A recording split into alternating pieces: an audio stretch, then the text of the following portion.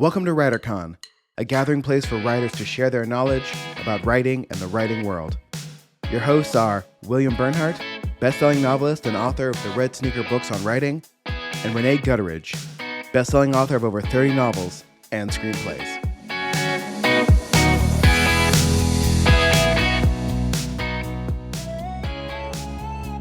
Hello, writers, and welcome back to the podcast. I'm joined today, of course, with my friend and fellow author, Renee Gutteridge. Hey, Renee, how's everything holding up? Holding up well. Things are great. You've been buried with organizing all the manuscript reviews and private consultations for Writercon. I don't know, any interested in that stuff? Well, it's fun, and people are getting excited, and I think it's going to be great. It's keeping you busy. But, I'm thinking back like 30 plus years now. If I could have given a few pages of my manuscript to I'd never even read an author I never met an author till I saw one in the mirror. And to be able to give a page or 10 pages of my work to somebody and get feedback, that would be something special. This was your idea too, wasn't it, Renee? Didn't you come up with this? Yeah. I had actually utilized this myself about 20 years ago or 15. And it was the highlight of my conference when I went. I got to have an author read my pages, and I loved it. So I'm happy to implement that here. Well, good on you. And of course, we also have our audio engineer, Jesse Ulrich. Hey, hello. Jesse, I noticed live podcast recording has been added to the Writercon schedule. I love it. Live shows are the best shows. I love them so much. So I'm excited. And you're going to make sure this works, right? Because I don't understand any of the tech involved. I'm going to do my best. So since we won't be live streaming it, that'll make part of this a lot easier. Well, this is a very special episode of the podcast coming out even in the middle of the week because we are very much on the road to Writercon, which takes place, every year in Oklahoma City over Labor Day weekend. This year, that's September 2nd through the 5th. Get this, we've got over 60 presenters, all experts in their fields, authors, agents, editors, publishers, marketing people, whatever you need, we've got them in every field of writing, contests, small group lunches, which have a few seats left, not many, Monday master classes, and to me, best of all, lots of opportunities to meet like-minded people who are interested in books and writing and think it's just as important as you do, people who will support and enhance your career. Renee, what's your favorite part of Writercon? Okay, I'll tell you. I love the pitch sessions. Really? I do. I love seeing all the people in the room, and they're so intense and excited to finally get to tell somebody their story, and they're nervous. You can just feel it. And then, it's just fun. I think it's fun to finally get to tell somebody your story, a professional. So, and you know what else we have, Bill? What? Along with all that you have mentioned, we have nice people. We have really nice people. And so people, if you're intimidated to come to Writers Conference, come to ours. We are very warm and welcoming. It's true. It's absolutely true. And to me, that's kind of the fun part. I look forward to it all year long, even though it's an enormous headache to put on. But the chance to get together with friends, writers, aspiring writers, I think that it's a feeling of family. It's a feeling like you've found your tribe, and I just think it's super cool. So anyway, since this is our special Road to Writercon episode, we have not one, but 4 guests, because this is the way we do things at Writercon. Don't just do the basics, go 4 times what other people might have done. So 4 guests, all of them superstar presenters at Writercon 2022. And I'm going to introduce them now so they can just talk and kibitz and interrupt or do whatever they want to do. Our 4 guests in alphabetical order are Mary Coley, mystery writer, won the Oklahoma Book Award this year for Blood on the Mother Road. Hey, Mary. Hey, nice to be here, Bill. And we can hear you, so that's the best sign. We also have Callie Hutton, author of over 50 books, historical romances, and more recently, Victorian cozy mysteries. How are you doing, Callie?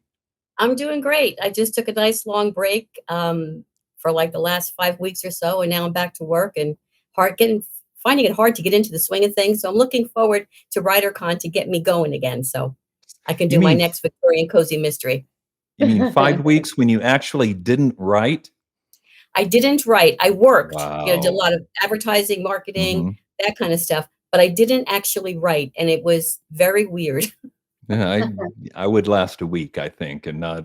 Yeah. Anyway, with the introductions, we also have Sierra Prasada, who is an author and a voice actor and an audiobook engineer, co-author of a wonderful book called The Creative Compass. Hey, Sierra, how you doing?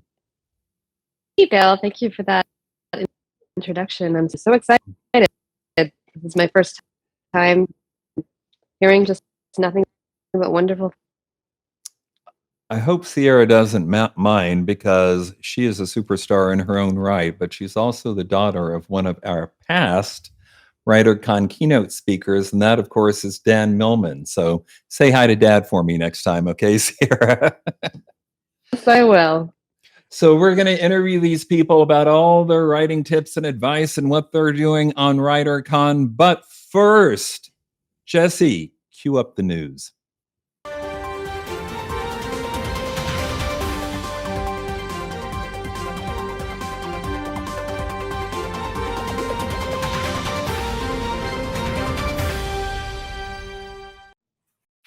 So this time we've got 3 quick stories and 1 deep dive. First, quickie, so to speak, is really a continuation of what we talked about last time. The government's antitrust case against Penguin Random House, as it attempts to acquire Simon & Schuster, still continues. We did a deep dive on this in a previous podcast, so I'm not going to say much, but I did have to point out one memorable quote that came out in the past week or so. Simon & Schuster's current CEO, Jonathan Karp, testified that, and this is a quote, "Self-publishing is perhaps more of a threat than I'd previously thought." Quote. Like 10 years later, they've gotten it, and maybe this is why Simon & Schuster is being bought. I don't know. But at any rate, he was specifically referencing, of course, Brandon Sanderson's huge success on Kickstarter, raising $42 million. But he could have just as easily mentioned Hugh Howey or Anna Todd, or for that matter, Colleen Hoover, who of course is published traditionally, but a sensation now because of TikTok and Book Talk and others that have emerged outside the big five. I think the world is changing, or publishers for that matter. Look at what Podium or Wolfpack have done. Small and independent publishing houses are becoming profitable, just as independent authors are making a significant mark. Okay, stop lecturing. Quick item number 2. What's selling right now? According to an article in the Bookseller, which Jesse is not showing you, he's showing you a Reddit post because the article is behind a paywall, so I couldn't get to it. But according to the Bookseller, what's selling right now? Stealth Help and Cli-Fi. Okay, did everybody get that right? Anybody want to take a guess? What do you think Cli-Fi might be? R.J. Johnson, science fiction writer, author of Dreamslinger, has just joined the podcast. Hey, R.J., what do you think Cli-Fi is? Classified information. That's the You best are I so got. game. I love that. But no, it's books that relate to the environment. See, it's Cli for climate. So it's Cli-Fi. And Stealth Help is basically memoir or personal narratives that aren't overtly self-help, but still can help people improve their lives. So it's Stealth Help. See, it's not the 7 habits of highly effective people. It's something more subtle, like Tuesdays with more. No, that was not remotely subtle. What would be an example of this? Anyone? Is it subtle or fast? Like you just get one habit? I think the idea is that it doesn't seem teachy or preachy, that you absorb lessons which I would have thought is what novels are for. I mean, novels Yeah. teach Accidental through- help. Isn't that the Yes. whole point? Yeah. Accidental help. Right? Like, I don't know. right. Novels are trying to like prove a point, aren't known for their subtlety. That's not No. how this works. You can't, otherwise people are going to stop reading if they're not getting it. So Mhm. Well, nonetheless, stealth help is selling. And just to point out that there is some normalcy, the article also mentioned rom-com, gothic fiction, horror, and cozies. And look who we have in this podcast and coming to the conference. We have Mary on mystery, Callie on romance and mystery, RJ on science fiction, Sierra on audiobooks, probably the fastest growing sector of the book market right now. We've got it all covered. Okay, quick item number 3. Tom Doherty Associates is rebranding itself as Tor Publishing Group. And this is only important because Tor has, I think, come to be associated in many people's minds. Maybe it's just people my age's minds. I don't know. But Tor, I usually think of science fiction. And the point they're trying to make now is that they're broadening into all kinds of genre publishing. So under Tor will not only be the imprints of Tor, but Forge and Nightfire and Torteen, Starscape, Tor.com Publishing. I bet that's an online only, and some others. All right, time for the deep dive. And this I wanted to get to as soon as I could because it worries me. Anybody who's listened to this podcast much knows that I am always pro-author. Anybody taking advantage of authors is on my bad side already. And writer beware, you can see right there on the screen, and others have reported that scams targeting writers and illustrators are on a significant uptick. Just to give you a little bit of background, as publishing and particularly self-publishing has proliferated, many indie authors have become the target of fraudulent schemes and solicitations that may promise you, huge advances or movie TV deals or contracts with established publishers and look legit. In the article in Writer Beware, it talked about a scam where basically somebody wrote back with a very official looking, properly formatted with the logo of the publishing house in the email saying, "Thank you for your manuscript solicitation. We would like to acquire the publishing rights to your wonderful book," and then a huge sum of money. Click here if you're up for it. Wow. And you can imagine some people might be tempted. And here's the catch. They say, "Great, we'll send you your advance check." When the check arrives, big surprise, it bounces. And so, and here's where the scam comes in, because then when you get back to the alleged publisher and say, "Hey, your check bounced," they say, "Oh, I'm so sorry. Send us a copy of the bank's rejection slip and we'll take care of it." The problem with that, of course, is that the bank slip is going to have your account number and the bank routing number, which is all they need to get into your bank account and take whatever they want. Okay, people, tell your friends. We don't want authors being scammed. Renee, you've got some background with this sort of thing, don't you? Mm-hmm. Tell us Well, and truthfully, it's not just indie authors. This has happened a few times in the traditional publishing world as well. Mine revolved around winning an award, and the first red flag is they were calling my parents, but my mom was so excited and couldn't believe this was a scam. But I knew pretty quick that it was. They would normally contact the publisher or agent. So. But they were dogmatic about it, and it happened 3 different times. So, yeah, it's out there for sure. Scammers will always be around, I suppose. I guess that's why we all need to talk more. Anybody else have any scam experience? I do. Yeah, Mary, what's that?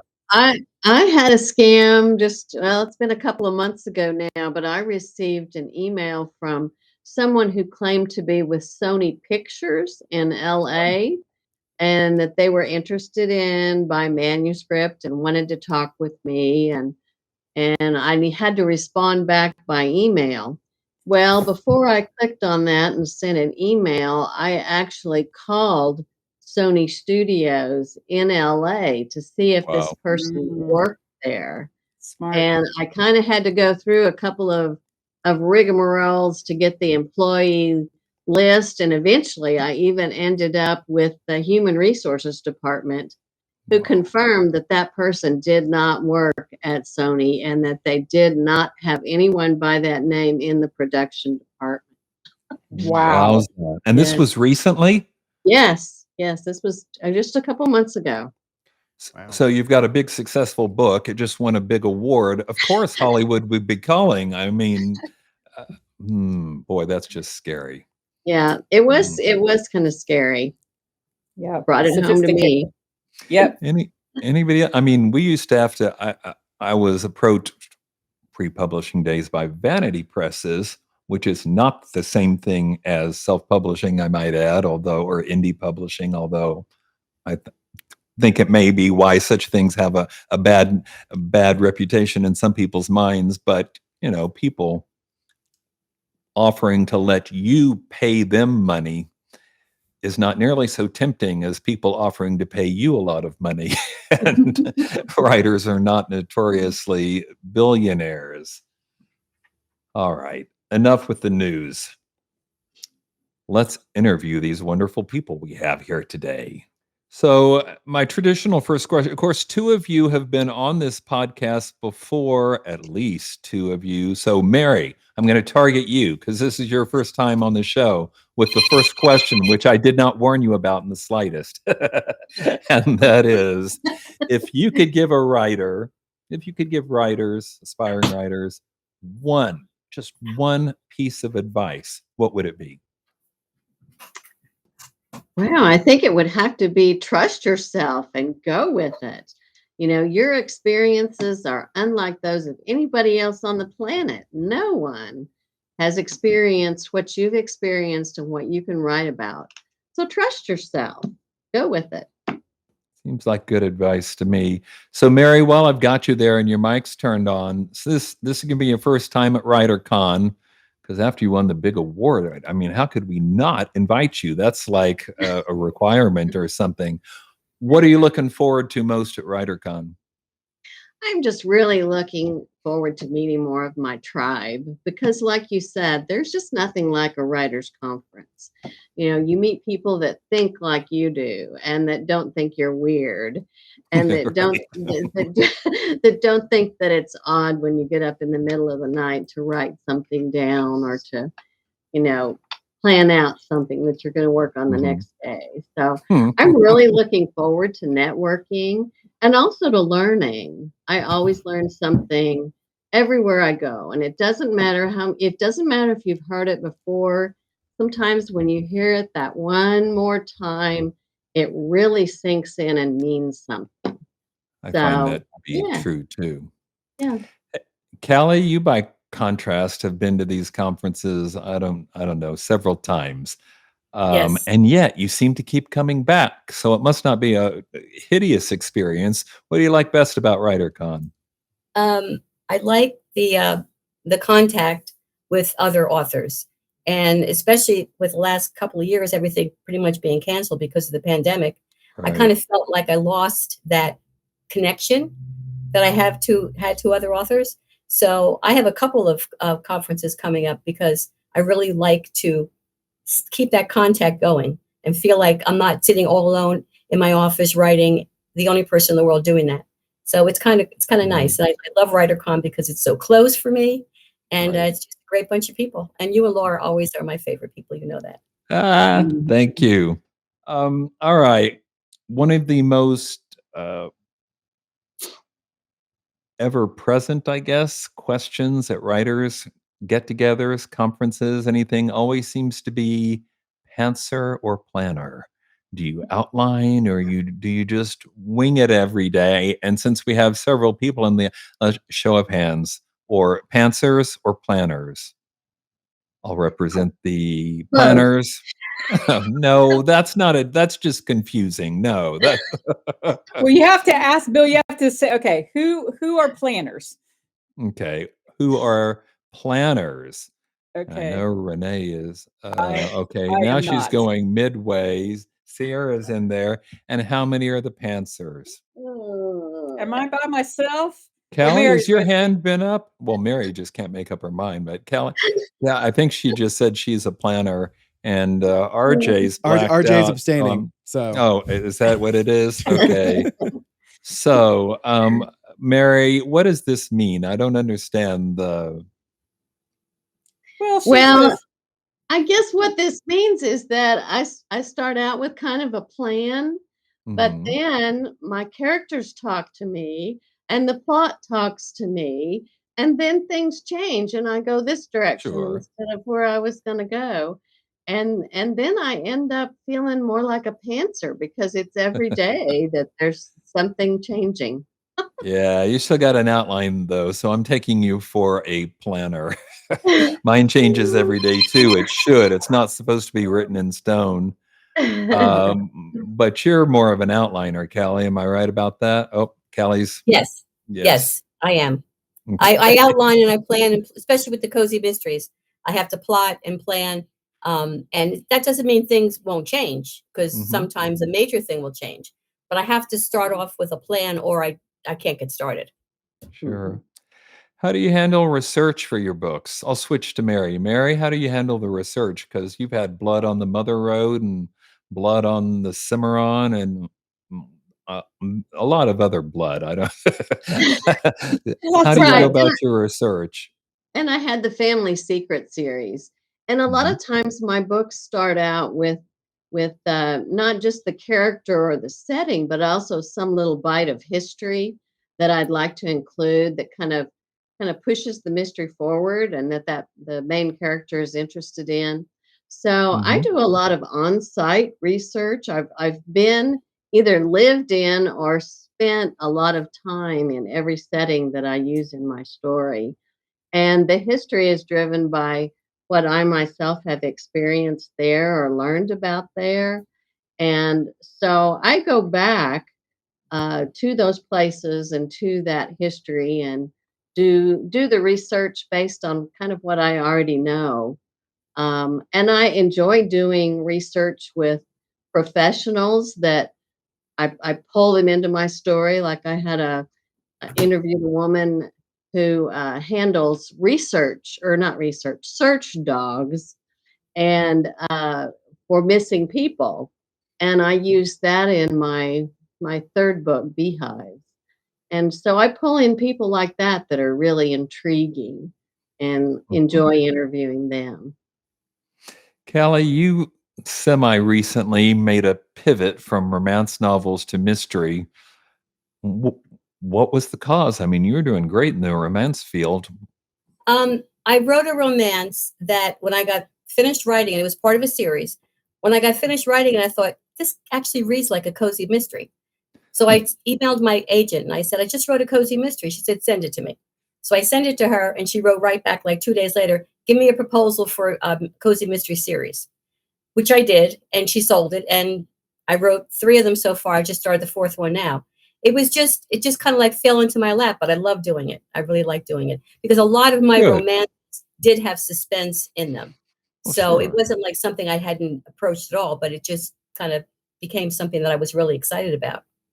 Well, I would hope every book should have some tension or suspense in it. It's Yes, just not necessarily about a dead body, right. And the except second in book in Mary's that books where series, there's blood everywhere. But what were yeah, you see, with saying? cozy mystery, there's really no blood everywhere. It's just kind of like, Agatha Christie sort of thing. But the second book in that series was one of 5 finalists in the Simon and Schuster Mary Higgins Clark Award this year. Ah, So that's a fantastic award. that was Nice. pretty exciting. Congratulations. Thank you. Mhm. Since it was my second cozy mystery, I was like very excited about that. Hmm. Didn't win, but that was okay. Just being nominated was enough. Oh, Mhm. no kidding. Right. Did you go? Were you at the Edgars? Yes, I did. Oh, Took my daughter. My fantastic. publisher paid for it. Otherwise, I probably wouldn't have gone. Yeah, well, we went, and it was a great time. It was really a great time. I'll Met a bet lot of nice so. people, and it was very exciting. Renee, would you like to jump in with a question? Yes, I was gonna ask RJ, but okay. Yeah. Well, yeah, this question, but I'll start off with what everybody will be teaching at Writercon. How's that? Cool. Yeah. All right. Well, I think this is all exciting, and it's super fun to have all of you here. Going back to Writercon, because of course that's coming up Labor Day weekend. Not too late to sign up if somebody's jumping in late here on the podcast. But wanted to see what each of you are contributing at Writercon. So Mary, let's start with you. What are you doing at Writercon this year? Sure. I'm doing a talk on editing for excellence on mysteries. Ooh, on mysteries specifically. That's fun. Mysteries specifically. And of course, I think Bill mentioned this earlier. You know, there's got to be mystery and a little tension in every book. So absolutely, even though it's about mysteries, that doesn't mean that if you write women's fiction or sci-fi or whatever, that you're not going to get something from this session. There'll be a lot of hints about adding tension and suspense in your manuscripts. And I find that all of this happens when you go back to edit. You know, you need to get your first draft down, and then you can go back and make these changes and change where a chapter ends, or, you know, add things in it that add suspense and mystery. So it's for anybody that's writing, not just someone that's particularly writing mysteries. Oh, that's fabulous, Mary. And I agree. I think that learning the hook is one of the most invaluable things that you can learn in writing, whether you're writing mystery or rom-com or whatnot. All of those need hooks. And to learn it in the editing process is really, really fun. Right. So what a great class. I think that'll be very popular at Writercon. Anything else? I'm also doing the mystery roundtable later that night, and am looking forward to just answering people's questions and just talking about writing mysteries in general, and offering what I've learned over the last 20 years. Oh, isn't that what it's about? I think, you know, one of the great things about the writing world is writers love to get back to writers. And I think that's super special. We don't hold and keep our trade secrets, right? It's really fun to share that. So welcome to Writercon. We're looking forward to having you there. Thanks. And getting to celebrate you and your successes as well. Callie, what you doing? I am doing a workshop on writing a series, because I have written about 10 series, and the things that, you know, are important to have and things that you don't want to get caught up in. I'm also doing a workshop on writing romance, which, even though I've switched to cozy mysteries pretty much, I have a lot of experience in that. I'm also doing the mystery roundtable and a luncheon with romance authors. And I also signed up to do the one-on-one, but I haven't gotten a schedule on that yet, which I'm sure will be coming. Callie, you know, I'm in charge of that, and you will be getting something shortly. Yeah, okay, on it. Great. Okay, so that's it. I'm looking forward to going to. Well, the funny thing is I'm doing a workshop on writing a series, and then the next day, my personal assistant, who's coming up from Florida, is doing a workshop on writing a series Bible. So it's kind of cool because I can show the Bible that she did for me for my current series, and then tell my hopefully attendees that they can go to her workshop the next day and see how she put together the series Bible. So we're looking forward to that. Where else can you get this, Bill? This is amazing. A combo like that is invaluable. You go to those 2 sessions and then go home and write your series, and which is probably at least one of the most likely or feasible ways of breaking into traditional publishing these days. So, absolutely, series are very, very popular. Very popular. But don't be modest, Renee. What about you? What are you talking about? Well, I'm teaching one class among doing other things at the conference, but teaching a class on how to elevate the entertainment factor in your novels. I come across a lot of great ideas, but the execution on the entertainment's a little low. So I'm going to give 7 secrets on how to elevate the entertainment factor in your novel. Cool. Sounds And great. we are so utilitarian. We even put our audio engineer to work. Jesse, what are you handling at WriterCon? So I believe there's a podcast roundtable that I will be part of, Mhm. as well as we talked about last week, talking to participants of WriterCon between sessions. So finding the most nervous people and putting a camera in their face and asking them how they're feeling, and then doing a live WriterCon podcast at WriterCon, a WriterCon double whammy. So How I'm fun. looking forward to that. So Sounds cool. I'm doing a section on endings because, after you've taken everybody else's advice, then you finally got to end the book. So that's Right. where I come in. And also one on what I call universal fantasies, which isn't nearly as salacious as it sounds. I'm just talking about ways to, like in a series that Callie and Maria are talking about, how to infuse elements that have universal or at least very widespread appeal to people and build it into the series to increase the appeal of your book. Anyway, all right, that's what I'm doing at WriterCon. We've lost a couple of our guests, but we've still got Mary and Callie. What are you guys doing after WriterCon? Mary, what's next for you? Well, I'm actually working on a couple of things right now. I'm working on a novella that's kind of a bit of a romantic suspense set in New Mexico. And so it's got a lot of Western elements in it. And I'm also working on the third book in the Blood series, as you mentioned, except I'm losing the blood and adding bones. So I'm working on a book called Crumbling Bones, which will be the third in the series. Well, Wow. you can't do that. If you started with blood on, then you've got to do that till the end of time, right? I can sympathize. I was like begging Random House, come on, we don't have to put justice in the title of every book in my Right. series. And I convinced them in time for the 10th book in the series. But after 9 it just confused people at that point, I think, but whatever. Kelly, how about you? What's next for you? Well, after my short break, as I said, I'm starting the fourth book of my my Victorian cozy mystery series. And the problem I had up until this point was finding a title for it, because every one of the characters, it's the same two characters, and they attend a book club, and every month or so they get a book to read. And I've always made the titles of my book similar to the title of the book that they're reading. So it was kind of hard coming up with the title this time, because I'm kind of like running out of ideas, but I'm working on that. I'm going to NINC. Are you going to NINC, Bill? I am. Good. Okay, I'll Looking see you forward there. to it. Okay, so I'm going to NINC, and then hoping to get this book finished, I'd say, by the end of the year. And then from there, I'll probably do another 4-series romance rapid release. I will FYI the crowd that NINC is Novelists Inc., which is an organization for established published All right. writers that I go to every year, just about. I used to be president of Novelists Inc. I love the I didn't group. know that.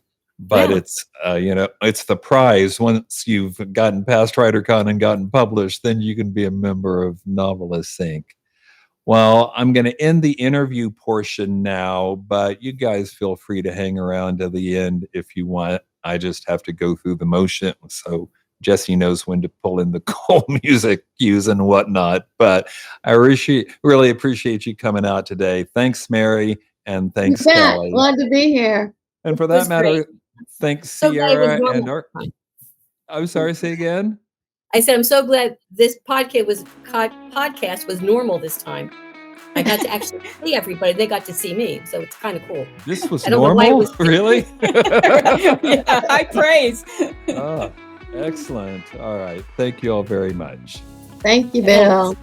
You already know what I'm going to say. I'm going to talk about WriterCon, of course, September 2 through 5. That's Labor Day weekend. I mean, you didn't have anything you really wanted to do that weekend, did you? You got to go to the lake or have a barbecue? No, come to WriterCon and listen to more than 60 experts in the field including many best-selling authors and agents and editors and publishers. Hear them talk in over 70 breakout sessions, plus roundtables and a lot more about their areas of expertise. This is your chance to take your writing career to the next level. But what you may find when you get there is what you cherish most are the opportunities to meet people and network and make the connections you need. Renee, don't you think so? You were talking about the importance of the people before. I totally agree. I think you go in trying to learn everything you can and you come out with 10 new friends. It's fantastic. So that's Writercon. If you want to go to the website, that's writercon.com. We've got a Facebook group. And for that matter, you can sign up for my newsletter and get that piece of valuable information. What was I going to say? Worthless? No, it's it's the newsletter that goes out every other weekend. My email address is willburn@gmail.com. That'll be in the show notes. But first and foremost, come to WriterCon. I just guarantee you'll be glad you did. All right? Until next time, keep writing. And remember, you cannot fail if you refuse to quit. See you next time.